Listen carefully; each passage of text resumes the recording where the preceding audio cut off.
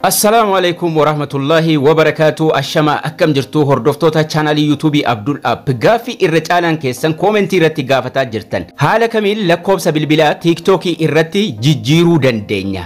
Tokkoffaa kan lakkoofsa bilbilaa qabnu irraa jijjiiruudhaaf akkasuma kan lakkoofsi bilbilaa sun immoo nu jalaa badee jiru haala kamiin irraa jijjiirra ka jedhu deebii isaa isinii qabadhee dhufeen jira.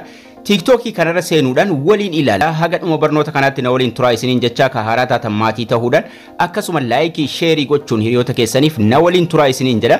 Lakkoofsa bilbilaa TikTok irraa jijjiiruuf egaa jalqaba piroofaayilii TikTok keessan jala erga seentanii booda sarara sadan gubbaa tuqachuudhaan gara seetingii deemna. Sarara sadan kana gubbaa jira. Sarara sadan sana tuqanne setting and privacy ka jedhu kanarra tuqachuudhaan gara fuula duraa deemna. Seetingii irra seennaa jechuudha. Kan lakkoofsa bilbilaa qabnus kan hin qabnes irraa jijjiiruuf erga seetingii irra seennee booda akkaawuntii ka jedhu jalqaba irra jira. Akkaawuntii tuqachuudhaan gara fuula duraa adeemna. Lakkoofsa bilbilaa ka qabnus ka nu jalaa bades irraa jijjiiruuf akkaawuntii kanarra tuqannee yeroo gara fuula duraa deemnu haala kanaan nu baasa. Account information ka jedhu ka jalqaba irra tuqachuun ammas gara fuula duraa adeemna. Account information tuqannee yeroo gara fuula duraa deemnu haala kanaan nu baasa. Lakkoofsa bilbilaa yoo irraa qabaattan akkasuma emailiis yoo irraa qabaattan.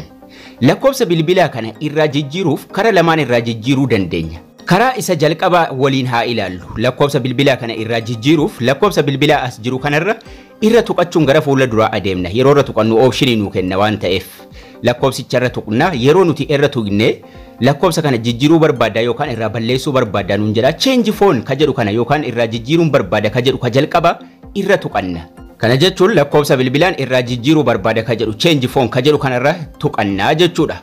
Yeroo nuti irra tuqanne dirqama verify gochuu qabna. Abbaa TikTok kanaa ta'uu mirkaneessuu qabna. Inni jalqaba use phone number'idha. Lakkoofsa bilbilaa irraa qabnu sanarratti koodiin nu dhufa. Yoo lakkoofsi bilbilaa sun badeera ta'e filannoo isa lammaffaa fayyadamnaa jechuudha.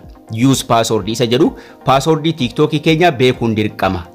Use phone yoo lakkoofsicha bilbilaa qabaanne ni jira yoo ta'e lakkoofsi bilbilaa kan irraa jijjiiraa kun ni jira yoo ta'e filannoo isa jalqabaarra tuqanna. Kana jechuun koodii erga waan ta'eef nu ta'uu mirkaneessuuf filannoo isa jalqabaarra haa tuqannu jalqaba. Filannoo isa jalqabaarra tuqne haala kamiin akka irraa jijjiirru waliin haa ilaallu. Yoo lakkoofsicha hin qabaannes yoo passwordii wallaalles sanas waliin ilaalla waan ta'eef. So filannoon inni jalqaba use phone number'idha. Lakkoofsa bilbilaa yoo qabaanne yoo nu jalaa hin banne ta'e isa jalqabaa fayyadamnaa jechuudha. Use phone yeroo nuti tuqne koodii nuuf ergee koodii sana itti guuttachuudhaan gara fuula duraa yeroo nuti deemne lakkoofsa haaraa irratti guuttadhuu nun jedha. Lakkoofsa haaraa irratti guuttannee send code ka jedhu yeroo nuti tuqne koodiin lakkoofsa haaraa irratti nu ergama irratti jijjiirama salphaadhumatti. Kun egaa yoo lakkoofsicha bilbilaa qabaanne isa duraan irratti guuttanne. Filannoo inni lammaffaa ammas lakkoofsa bilbilaa jijjiiruuf change phone kana tuqanna. Filannoo isa lammaffaa moo waliin haa ilaallu lakkoofsa bilbilaa irraa jijjiiruuf jechuudha. Inni jalqabaa yoo lakkoofsa bilbilaa qabaanne jechuudha. Inni kun inni lammaffaa use passwordin immoo yoo passwordii TikTok keenyaa beekne. Passwordii TikTok irratti katabadhu nuun jedha. Passwordii TikTok irratti katabachuun login ka jedhu yeroo nuti tuqne lakkoofsa haaraa barreeffadhu nuun jedha. Isas lakkoofsa haaraa irratti barreessuudhaan send code ka jedhu ka jala jiru yeroo nuti tuqne lakkoofsi haaraan sun irratti jijjiiramaa jechuudha. So filannoo inni jalqabaa dirqama lakkoofsa duraan irratti guunne qabaachuu qabna yookaan immoo passwordii TikTok keenya beekuu qabna jechuudha. Filannoo isa jalqabaa kanaan egaa lakkoofsi TikTok nuti jalqaba ittiin bananne badeera taanaan akkasuma passwordii TikTok hin qabnu hin beeknu taanaan jijjiiruu hin dandeenyu. Kanaafuu filannoo isa lammaffaa irratti dabarfanna. Karaa isa lammaffaatiin maal goona lakkoofsa jijjiiruu keenyaan dura emailii kanarra tuquudhaan emailii irratti guuttanna. Lakkoofsa kana irraa jijjiiruuf dirqama maal goona karaa isa lammaffaa fayyadamnaa jechuudha. Emailii kanarra tuquudhaan emailii bilbila keenyarraa qabnu asirratti katabanna. Emailii sirrii ta'e ka koodiin irratti nuuf ergamu irratti katabannaa jechuudha. Maaliifi filannoo isa jalqabaatiin waan sirreessuu hin dandeenyeef emailii keenya sirriitti erga katabannee booda send code ka jedhu jala isaa jira. Send koodii tuquudhaan koodii ergannaa jechuudha. Emailii sirrii ta'e osoo qubee tokko hin dogoggorin. Sanaan booda maal godha? Emailii keenya irratti koodiin nuuf ergama. Maal goonaa gidduu tuqnee bahuudhaan gara Gmailii deemnee Gmailii irraa iimeelii itti guuttannetti koodii nuuf ergame sana irratti guuttannaa jechuudha. Lakkoofsa bilbilaa sana irraa jijjiiruuf maal godhaa jirra? Karaa isa lamaffaa fayyadamaa jirra jechuudha. Iimeelii irratti galchina lakkoofsa bilbilaa irraa jijjiiruu keenyaan dura iimeelii irratti galchinee koodiin iimeelii irratti nuuf ergama itti guuttanna. Yeroo nuti koodii sana itti guuttanne gara fuula duraa nu geessa. Amma lakkoofsa bilbilaatiif iimeelii irraa qabna. Amma lakkoofsa bilbilaa kana jijjiiruuf lakkoofsa bilbilaa irra tuqannaa jechuudha. Yeroo nuti tuqanne changeif aan link foonii nuuf fida. Change irra tuqanna amma. Change ka jedhurra tuqanna. Lakkoofsi bilbilaa sun badeera taanaan. Change irra yeroo nuti filannoo isa jalqabaa kanarra tuqanne ammallee filannoo nuuf kennaa jechuudha. Lakkoofsa bilbilaa sana irraa jijjiiruuf iimeelii itti guunnee jira. Lakkoofsi bilbilaa sun badee jira. Change ka jedhu kana irra tuquudhaan lakkoofsa bilbilaa haala kamiin akka irraa jijjiirru immoo waliin ilaallaa jechuudha. Kan nuti duraan ilaalle yoo lakkoofsa bilbilaa san qabaannee fi yookaan paaswordii TikTokii beekne. Amma change kanarra yeroo tuqannu erga iimeelii galfannee booda change irra yeroo tuqannu duraan filannoo lama qofa ture.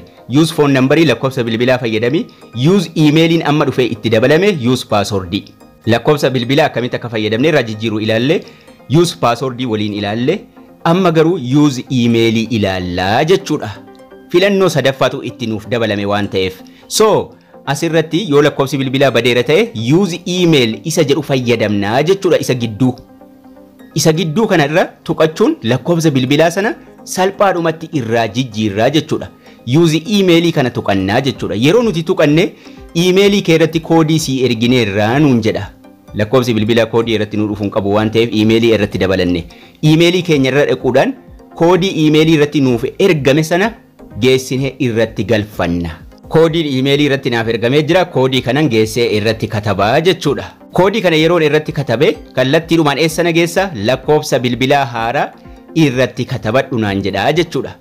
So filannoo inni lammaffaa kunigaa yoo lakkoofsi bilbilaa nuti TikTok irratti duraan guuttanne sun yoo nu jalaa bade jira taanaan isuma fayyadamna iimeelii irratti guutuu dhaquun hin barbaachisu jechuudha. Lakkoofsichi bade taanaan garuu yookaan paaswordii TikTokii keenyaa beekuu qabna yookaan iimeelii irratti nuuf ergamuu qaba. Sanaan booda lakkoofsa keenya itti guuttachuudhaan lakkoofsa haaraa send code ka jedhu kana tuqanna. Lakkoofsa haaraa irratti koodiin nuuf ergama salphaatti itti jijjiirrannaa jechuudha. Haala kanaan bakki lakkoofsi haaraan irratti guuttannu nuuf dhufa. Lakkoofsa haaraa ka ofirkaa qabnu irratti guuttanne send koodiin jalaa yeroo nuti tuyne koodiin lakkoofsa haaraa irratti nuuf ergama. Koodii sana itti guuttachuudhaan lakkoofsa isa haaraatti deebifannaa jechuudha. Walumaa galatti filannoon inni jalqaba yookaan lakkoofsa sana qabaannee koodiin irratti ergamuu qaba jijjiiruuf yookaan paaswordii TikTokii beekuu qabna. Yoo lakkoofsi sun nu jalaa badeera ta'e yoo paaswordii TikTokii hin qabnu ta'e yookaan immoo hin beeknu ta'e jalqaba iimeelii irratti guuttannaa jechuudha. Lakkoofsa bilbilaa sana irraa jijjiiruu keenyaan dura. Steepii salphaa kanaan lakkoofsa bilbilaa beeknus kan nu jalaa bades irraa jijjiirrachuu dandeenyaan isiniin jedha. Barnoonni keenyas kana fakkaata. Haga barnoota kutaa ittaanu walitti deebinutti turtii gaarii nagayaan tura.